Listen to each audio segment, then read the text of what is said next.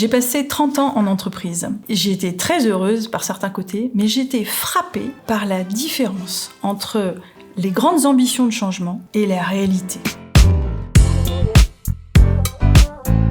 On veut tous que ça change, on veut tous avoir des meilleures performances, une meilleure qualité, des meilleurs managers. Mais là, en réalité, le changement, il est très lent, voire inexistant. Il y a une lourdeur dans les entreprises que les gens regrettent, bien entendu, mais on dirait qu'on ne peut rien faire. Or, je pense qu'on peut faire quelque chose. La grande opportunité des entreprises du XXIe siècle, c'est le leadership d'engagement. Le leadership d'engagement, c'est un ensemble de méthodes, d'outils, de principes qui permettent de mettre en mouvement un collectif au service d'une cause partagée dans l'intérêt économique de l'entreprise. Le leadership d'engagement vise à créer de la capacité collective. Il dépasse les approches traditionnelles segmentées, hiérarchiques, communication en mode push où on essaie de convaincre nos interlocuteurs pour au contraire essayer de les réunir pour que ce collectif mis en réseau puisse ensemble fabriquer de la valeur. Ce sont des méthodes qui sont beaucoup plus efficaces que les approches traditionnelles descendantes, en cascade, fragmentées, segmentées, etc. d'hier, qui ont marché dans le passé, mais qui ne marchent plus maintenant.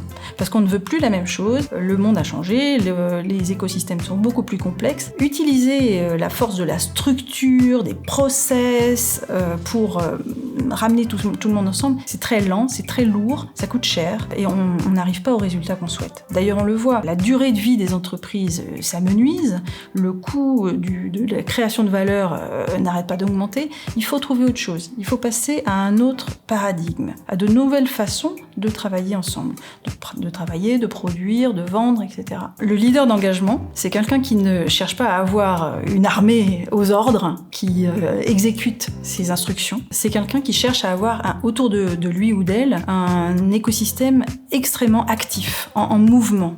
Des gens qui prennent action ensemble, parce qu'ils le veulent, et sans avoir besoin d'une énorme infrastructure ou d'une infrastructure lourde et coûteuse de communication, d'instruction, etc. Et surtout, cela permet, ce qui est très difficile par ailleurs, de changer la culture d'une organisation.